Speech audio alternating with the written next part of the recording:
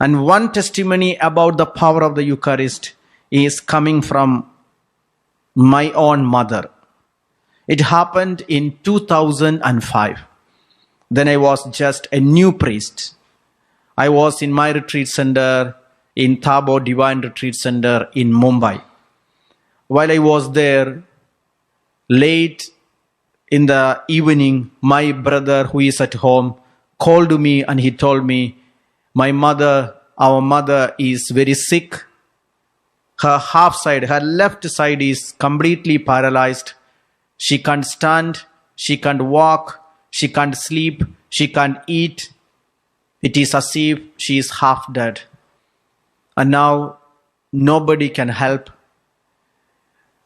Now he told me and he asked me to come back quickly home. I was in the retreat center. The retreats are going on. We don't have enough priests to hear confession or to preach the word of God. And now I don't know what to do. I felt deep sorrow inside my heart. I don't know what to do. I immediately went and told my superior. Then father said, Father, if you go home now, who will help in the retreat? Who will hear confession? We don't have enough priests even to hear confession. Even if you go home, you can't heal your mother. Why can't you sit sometime and pray?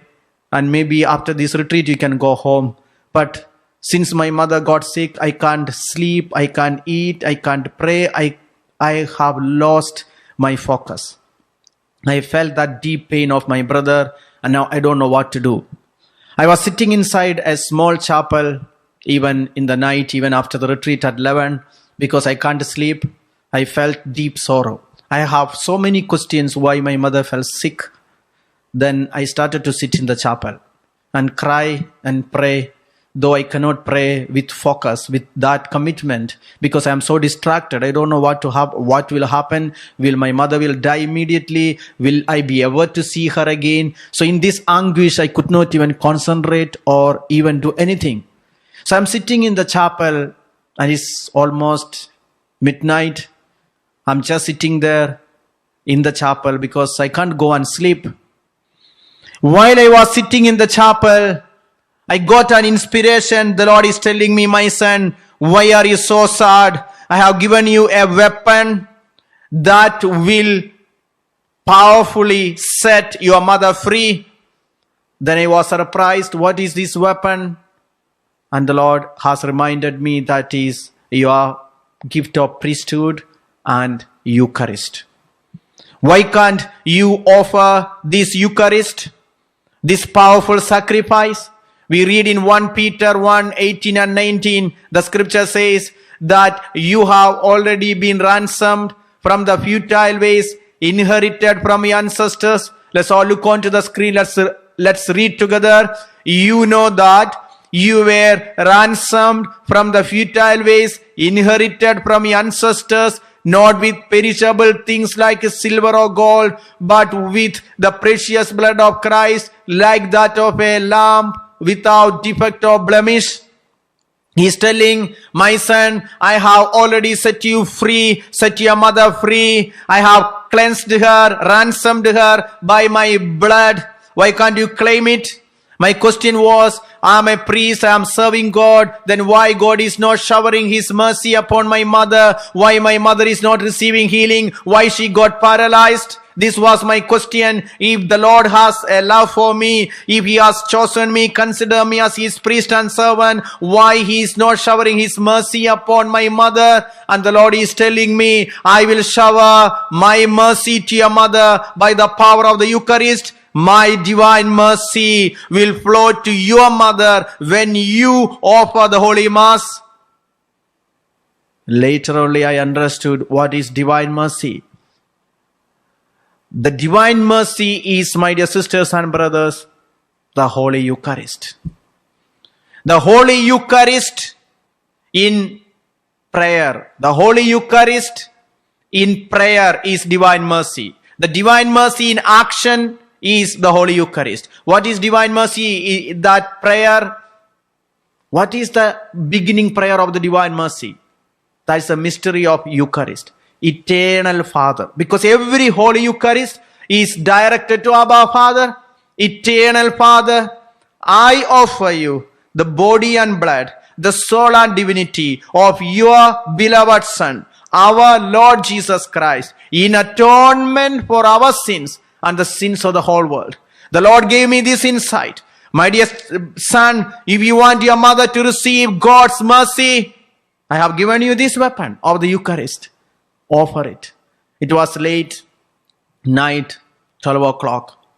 Immediately I got up. I prepared the altar.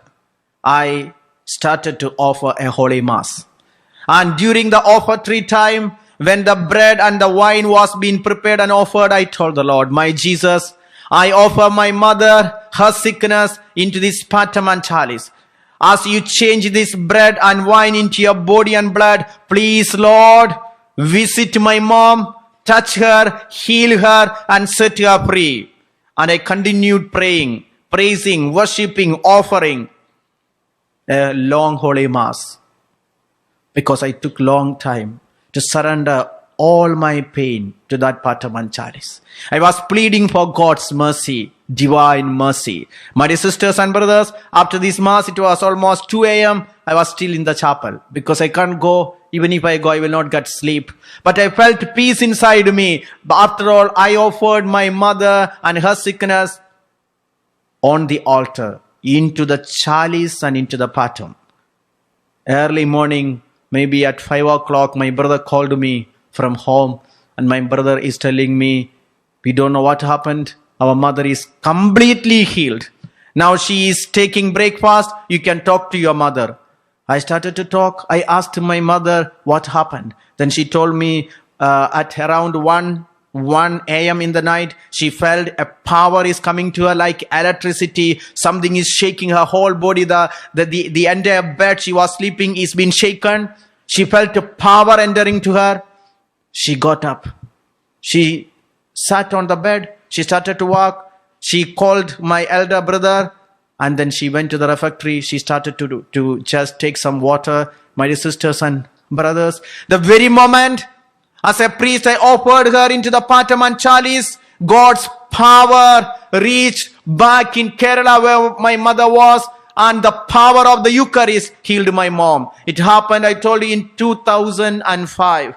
My mother is still alive. She is 84 years. This miracle happened when she was 69 years. Still she is alive. She still acknowledges. Whenever she calls and tells me, I have some little back pain, some body pain, I always remind her, there was a time you were paralyzed. And she remembers and she tells, my son, I am eternally grateful to my God.